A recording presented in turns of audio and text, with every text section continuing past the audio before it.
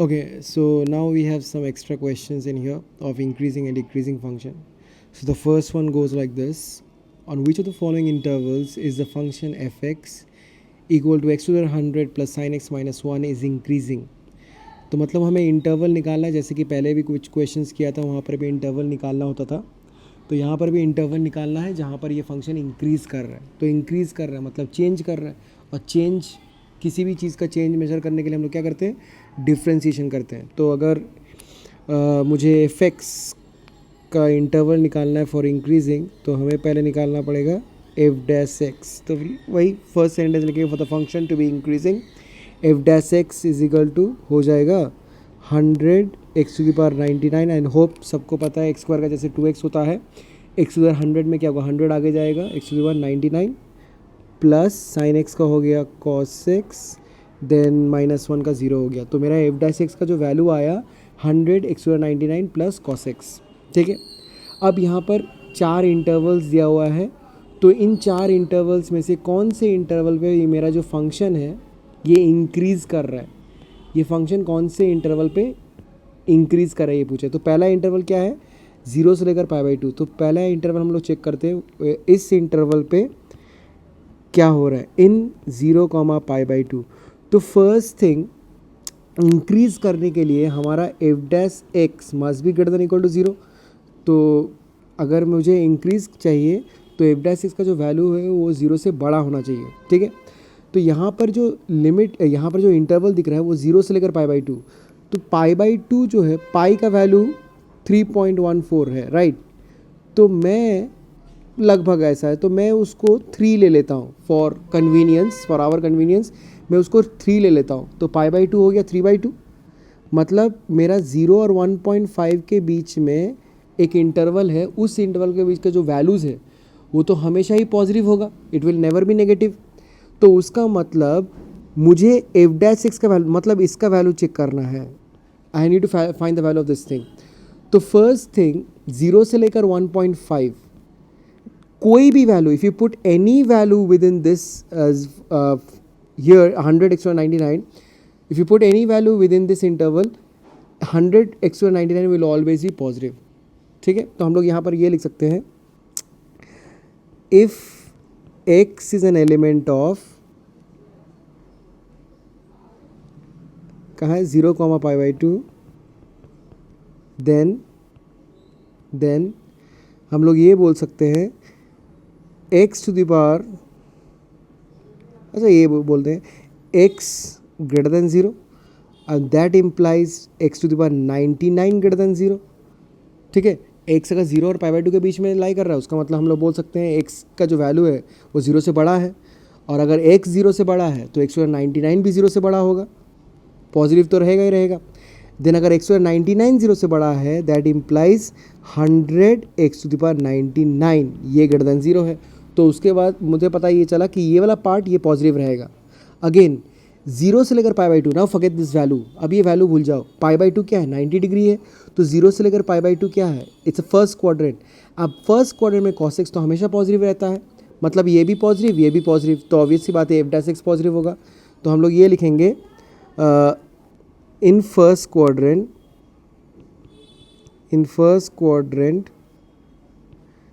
cos x is positive.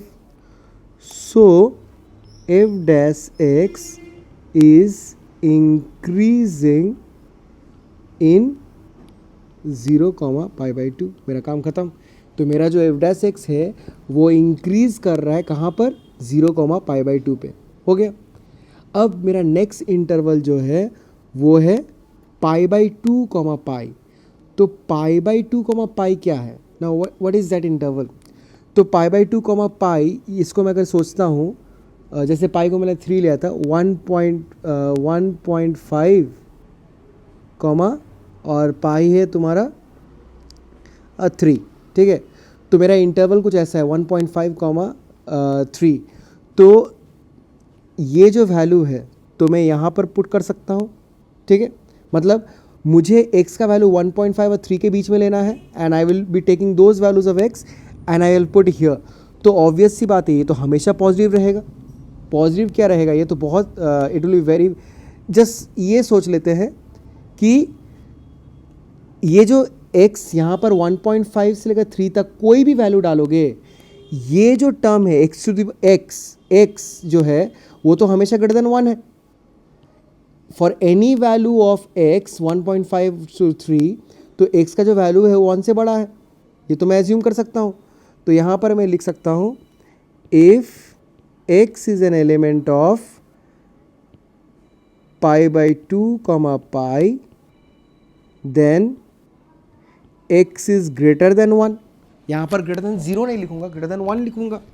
ठीक है, greater than 0 भी तो है, लेकिन मैं ग्रेटर देन 1 लिख रहा हूँ। क्यों लिख रहा हूँ उसका वो समझ में आएगा।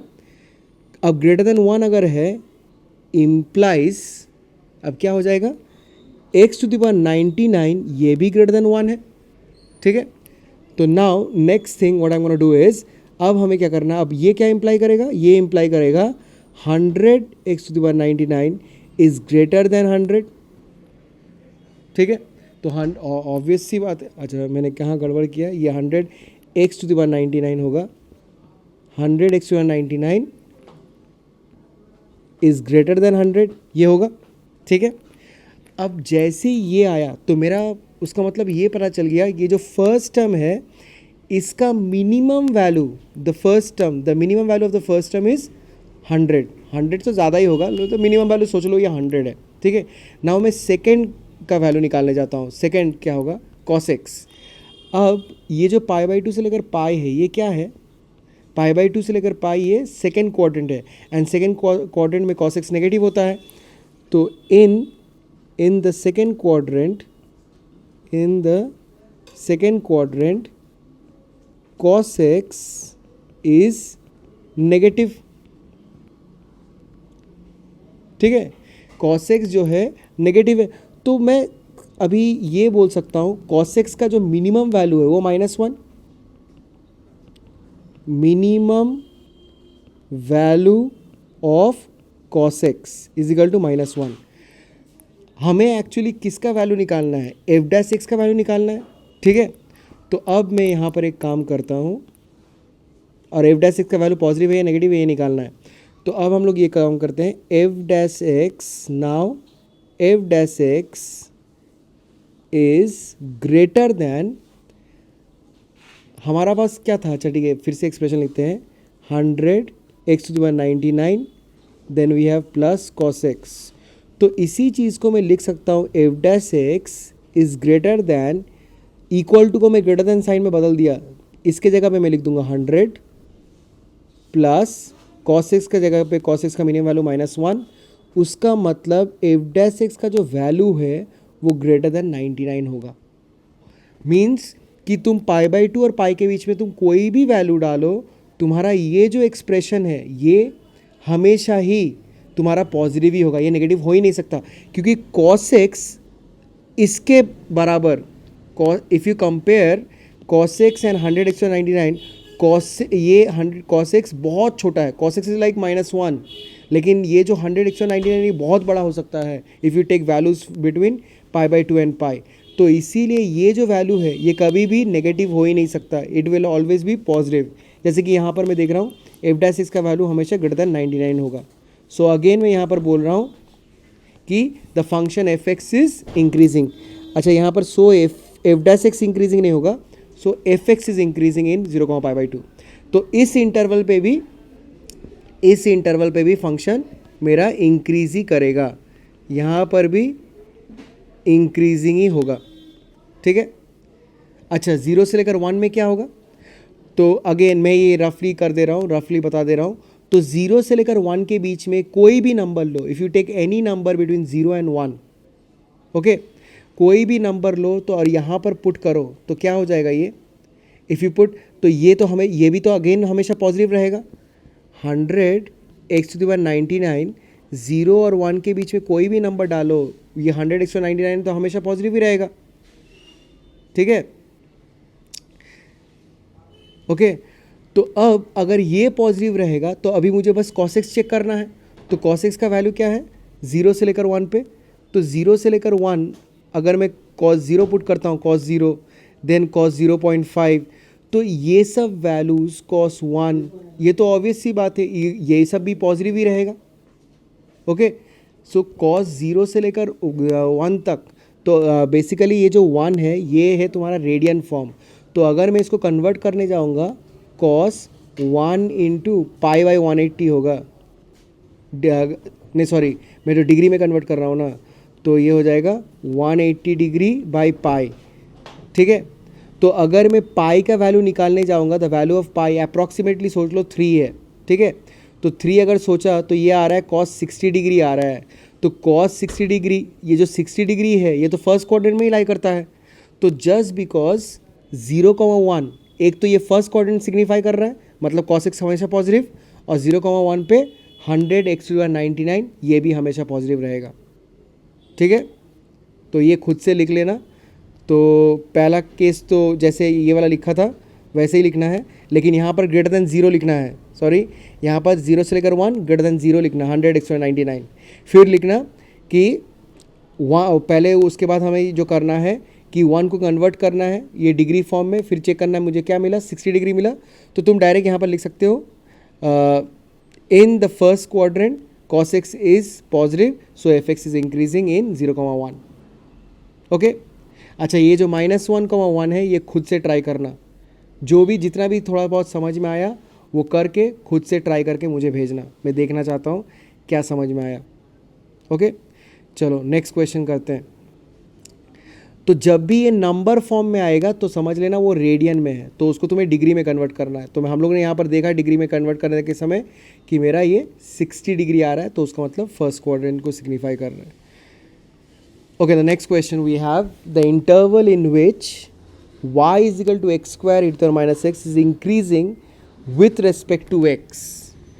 तो कौन से इंटरवल पे y is equal to x square e to the power minus x increase कर रहा है विथ रिस्पेक्ट टू x. तो सबसे पहले हम लोग जो करेंगे x square e to the power minus x को डिफ्रेंशिएट करेंगे. अगेन देखो यहाँ पर विथ रिस्पेक्ट टू x बोला है, तो differentiating with respect to x अगर किया, so what we get is d y d x, और ये तो तुम्हारा प्रोडक्ट रूल हो जाएगा, x square d d x of e to the power minus x plus e to the power minus x then d d x of x square. So you get x square e to the power minus x, फिर -1 होगा differential minus x plus e to the power minus x, और ये होगा 2x. So you get minus x square e to the power minus x plus 2x e to the power minus x. तो यहाँ से मैं अगर x e to the power minus x common लेता हूँ, so we are left with minus x plus 2. तो ऐसा कुछ है. So we have x e to the power minus x 2 minus x, ऐसा कुछ आया है. This is what we get. ठीक है, तब मुझे क्या बोला, इंक्रीजिंग है ये निकालना है. तो फर्स्ट थिंग इंटरवल निकालने के लिए हमें क्या करना पड़ता है, वेवी कर्व मेथड. तो by wavy curve method, so what we have, अगर मैं एक नंबर लाइन ड्रॉ करूँगा, उस नंबर लाइन पे मैं कुछ पॉइंट्स मार्क करूँगा जहाँ पर मेरा डी वाई डी एक्स 0 हो रहा है. तो ये x के कौन से वैल्यू पे ये 0 हो जाएगा, पूरा 0 होगा. एक तो इस x के वजह से, मतलब when x is 0 it will become 0. अब ये वाला जो पार्ट है ये कभी 0 हो ही नहीं सकता. For any value of x e to the power minus x कभी 0 नहीं होगा. तो यहाँ से कोई पॉइंट नहीं मिलने वाला है, और ये वाला पार्ट से तुम्हें मिलेगा x का वैल्यू 2. तो मतलब तुम्हें दो वैल्यूज़ मिल रहा है, एक है 0 और दूसरा है 2. ठीक है, अब 2 से ज़्यादा कोई एक नंबर लो, take a number more than 2, let us take 3. तो 3 लेने से, इफ़ आई टेक 3, हमारे पास है x e to the power minus x 2 minus x. तो 3 लेने से ये वाला होगा पॉजिटिव, ये वाला इसमें तो कोई इफेक्ट, ये तो पॉजिटिव ही रहेगा, लेकिन ये वाला हो जाएगा नेगेटिव. तो positive positive negative we end up with negative. ठीक है, अब 0 और 2 के बीच में कोई एक नंबर लेते हैं. Let's take a number between 0 and 2, let's take 1, x e to the power minus x then 2 minus x. तो ये होगा पॉजिटिव, ये होगा पॉजिटिव, और ये भी हो जाएगा पॉजिटिव. ठीक है, तो यहाँ पर आ रहा है पॉजिटिव. अब 0 से कम एक लेते हैं, let's take a number less than 0, let's take -1. तो -1 लेने से क्या होगा, x e to the minus x, then we have 2 minus x, ये आया नेगेटिव, ये तो पॉजिटिव ही रहेगा, और फिर ये आएगा पॉजिटिव। -1 पुट करने से 2 माइनस और -1 3 आ जाएगा। So what we have, negative. तो क्या पूछा है कि कहाँ पर इंक्रीज़ कर रहा है, तो इंक्रीज़ वहीं करेगा जहाँ पर f' पॉजिटिव होगा। तो f' मेरा पॉजिटिव 0,2 पे हो रहा है, तो इंक्रीज़ कर रहा है 0,2 पे। So that's my answer. Okay.